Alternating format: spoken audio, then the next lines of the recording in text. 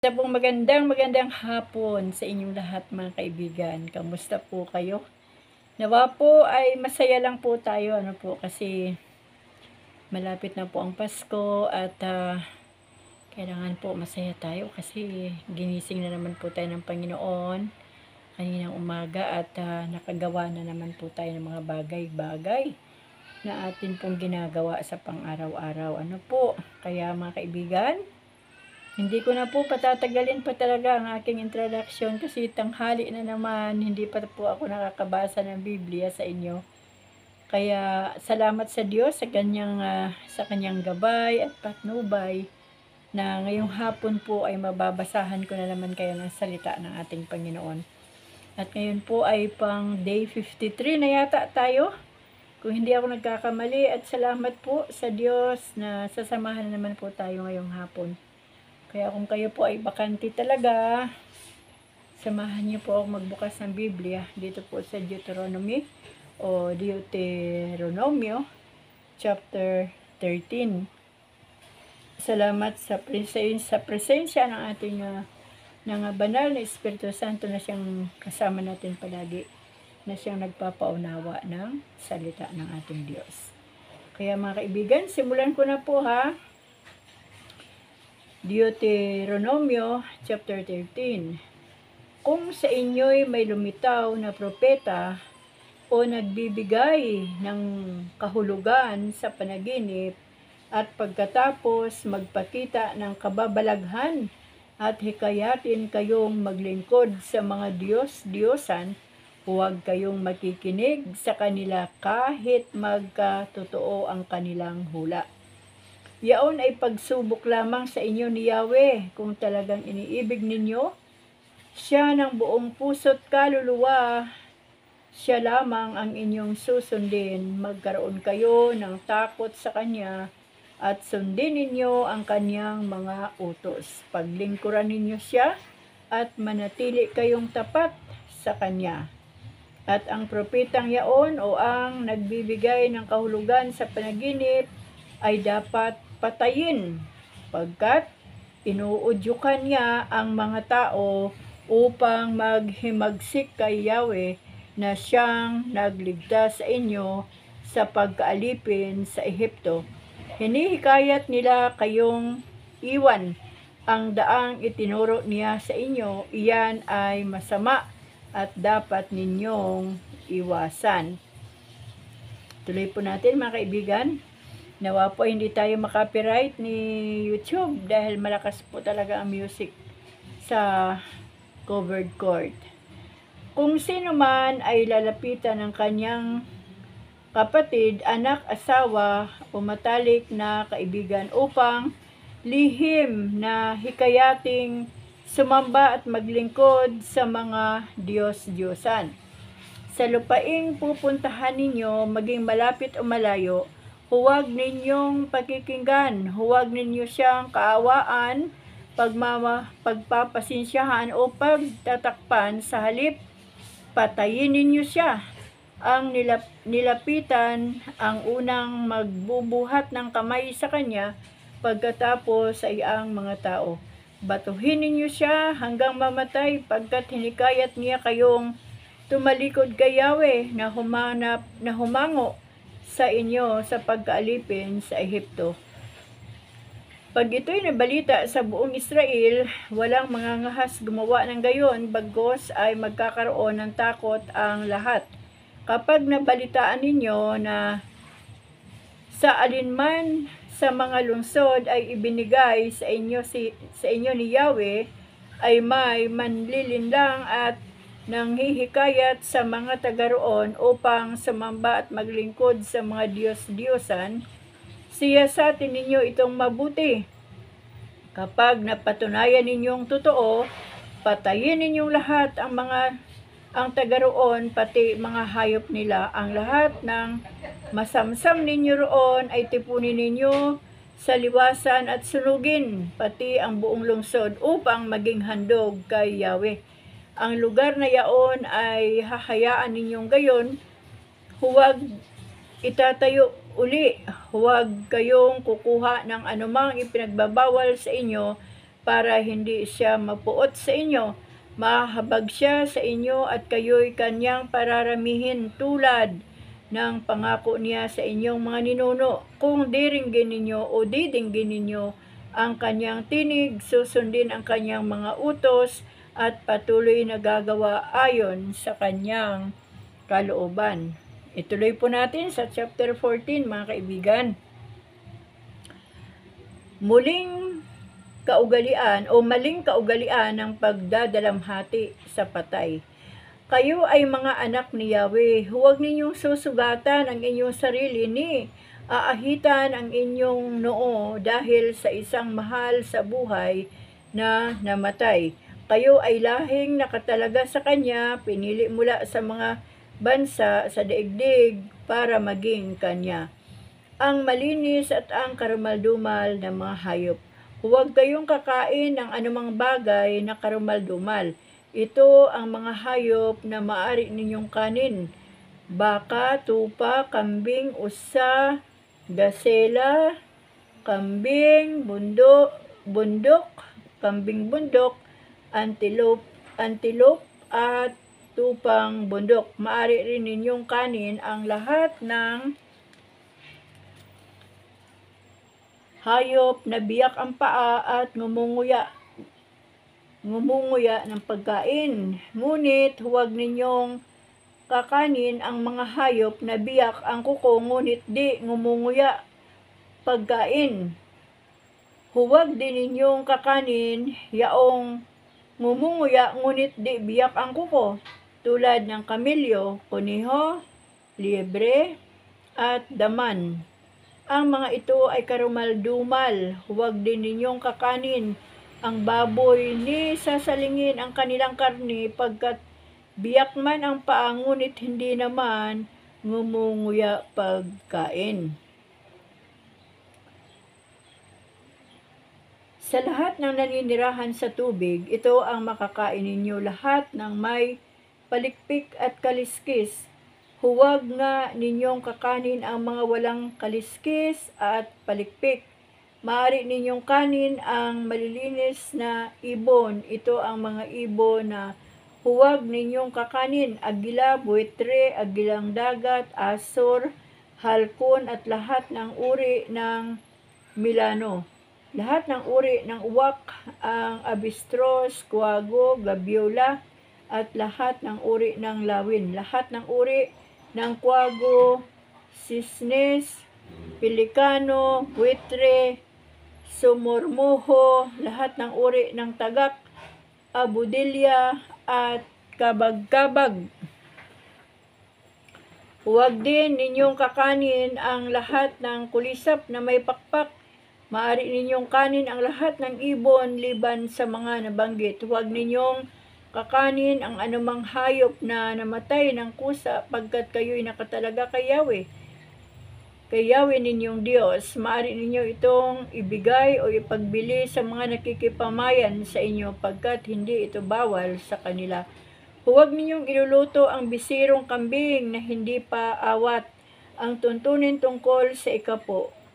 Kukunan ninyo ng ikapo ang inyong ani taon-taon. Ang ikapo ng inyong ani, alak, langis, at ang panganay ng inyong mga hayop ay doon ninyo kakanin sa lugar na pipiliin ni Yahweh upang matuto kayong matakot sa Kanya. Kung malayo ang lugar na pipiliin niya at magiging mahirap dalhin doon ang ikapo ng inyong ani, ipagbili ninyo iyon at dalhin ang pinagbilhan sa lugar na pinili niya. Pagdating doon, bumili kayo ng anumang gusto ninyo, baka, tupa, alak o inuming nais ninyo, at siya ninyong pagsalusaluhan, mag-anak sa harapan ni Yahweh, ngunit huwag ninyong kalimutang bigyan ang mga Levita sa inyong lugar, yamang sila'y walang kaparte sa lupaing minana ninyo. Tipunin ninyo ang ikapo ng inyong ani tuwing 3 taon. Ito ay ibibigay ninyo sa mga Levita, yamang wala silang kaparte sa inyong lupain. Bibigyan din ninyo ang mga taga-ibang bayang kasama ninyo. ang mga ulila at ang mga balo, sa gayon pagpapalain kayo ni Yahweh. Purihin po ang Panginoon, mga kaibigan, doon po sa binasa natin sa chapter 13 ay naroon pa rin ang paalala ng Diyos na huwag talagang kumain, ay huwag talagang maniwala doon sa mga propeta. Huwag maniwala sa mga nagsasabing may himala o yung may panaginip na binigyan nila ng kahulugan. Sabi nga po ni Yahweh, kahit magkatotoo man iyon, yun ay labag pa rin sa ating Diyos. Basta ang suma total doon, pinaka-highlights doon, ay huwag maniwala, huwag sumamba sa Diyos-Diyusan, huwag tumalikod kay Yahweh, magpatuloy sa pagsunod kay Yahweh upang ang pagpapala ng Diyos ay makamtan. Kung ang Israelita ay pinangakuan ng Diyos ng ganon, ganon din po sa mga panahon natin. Kahit hindi man po tayo Israelita, tayo po itinuring na anak ng Diyos, kaya kailangan din po nating sumunod sa kung ano man ang kanyang tuntunin. At dito po sa Old Testament kasi, meron pong hiwalay na uri ng mga hayop ang hindi pwedeng kainin. Mapalupa, mapahimpapawid, mapadagat. Pero doon naman po sa New Testament, sabi naman ng Panginoon doon, nilinis niya na ng kanyang makapangyarihang salita ang lahat ng pagkain. Pero para sa akin naman, bagamat meron po tayong prayer tuwing kakain tayo ng Panginoon, salamat at nilinis mo na ng iyong makapangyarihang salita ang aming mga pagkain at inumin, na maging kalusugan ito ng aming mga pisikal na katawan. Pero ako naman po ay nag-iingat sa pagkain. Kapag meron po tayo ng nararamdaman sa ating kalusugan na hindi na po maganda, gaya po ng mga diabetic, bawal po talaga sa diabetes ang mga walang palikpik at walang kaliskis na mga lamang dagat, gaya po ng mga pugita, pusit, meron din pong may kaliskis, gaya po ng mga hipon, yung mga basta yung mga walang kaliskis, ay may mga kaliskis na hindi kagaya ng mga pugita at pusit, pero hindi pa rin pwede. Bakit? Kasi nakakapagtaas po yan ng sugar, uric, at yan po ay kalaban din ng may cancer.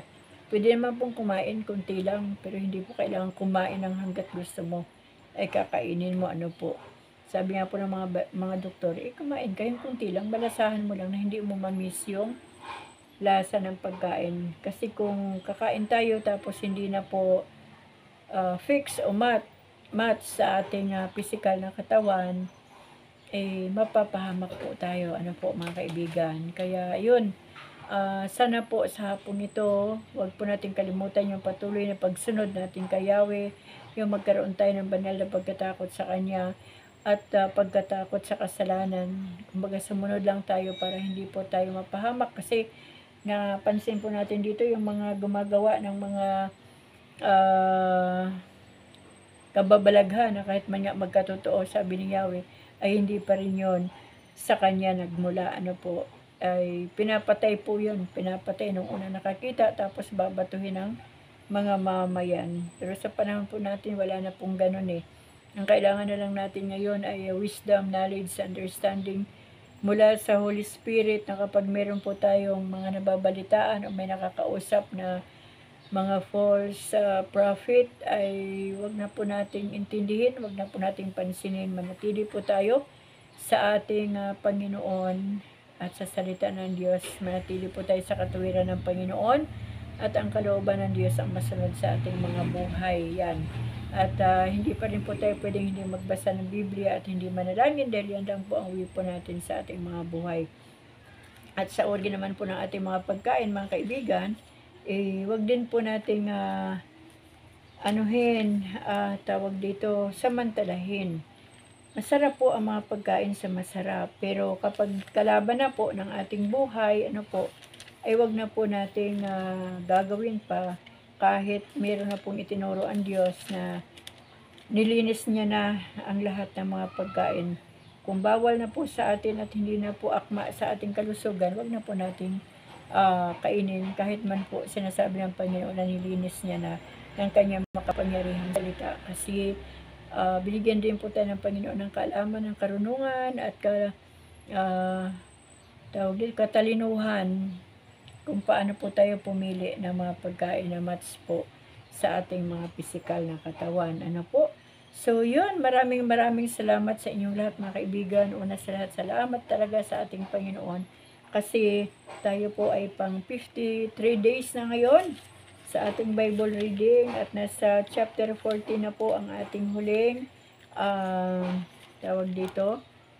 ating topic ngayong araw. At bukas po ay nasa chapter 15 na po tayo ng Deuteronomio. At excited po tayo sa kasunod na balik-tanaw na kwento ni Moises sa mga Israelita kung ano ang ginawa ni Yahweh ng mga kamangha-manghang bagay sa buhay ng kanilang mga ninuno. Kasi yan po ang balik-tanaw ni Moises sa pagkukwento. Ang nakikinig po dyan yung mga bagong henerasyon na hindi po nila na abutan yung panahon ng kanilang mga ninuno ay kinuha ni Yahweh sa pamagitan ni Moises sa Ehipto, at hindi na rin nila nakita yung mga panahon na nagpadala si Yahweh ng mga salot, kung ano-ano ng mga salot, para lang payagan po ng hari ng Ehipto ang mga Israelita para makarating po sa lupain na ipinangako ng Diyos na sagana, sa lupang pangako ng ating Panginoon. Kaya kahit man po sa ating mga buhay, lahat po ng ating binabasa sa Biblia, atin pong basahin sa ating mga apo, yung mga hindi pa talaga gaano nakakaintindi, hindi pa nag-aaral, o kahit mga kinder na, ituloy-tuloy natin hanggang elementary. Basta may chance po tayo ng mga lula, lalo na po ang mga magulang. Kayo po talaga ang mag-deep ng Word of God sa puso't isipan ng inyong mga anak na kumbaga kung araw-araw yan ay binabasa at naririnig, ang mga bata po ay matututo. Kaya yun mga kaibigan, basta wag lang po talaga tayong padadaya ha, kahit gaano pa katamis ang mga pananalita ng mga bulaang propeta. Kahit man gumawa pa sila ng himala dyan, sabi ng Diyos, hindi yan siya. Kumbaga pinapahintulutan niya yan para daw lalong tumibay ang ating pananampalataya sa Kanya. Ayan, napakabuti ng ating Diyos. Kaya mga kaibigan, hanggang dito na naman po magtatapos ang ating Bible reading ngayong araw, at hintayin naman niyo po sa araw ng bukas. Loobin Lord na malakas pa po tayo at makabasa pa muli ng kanyang salita. Pasensya na po, nagbubulol, ang hirap po ng first step magsalita. Kaya purihin po ang Panginoon sa hapong ito. Maraming salamat po sa inyo lahat mga kaibigan ko.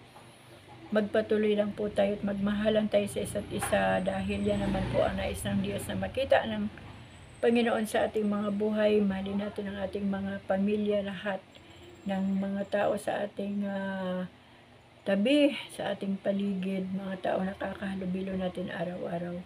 At higit sa lahat, mahalin natin ang Diyos na higit pa sa ating buhay at higit pa sa lahat ng bagay. Purihin po ang Panginoon. Pagpalain po tayong lahat ng ating Diyos. Amen.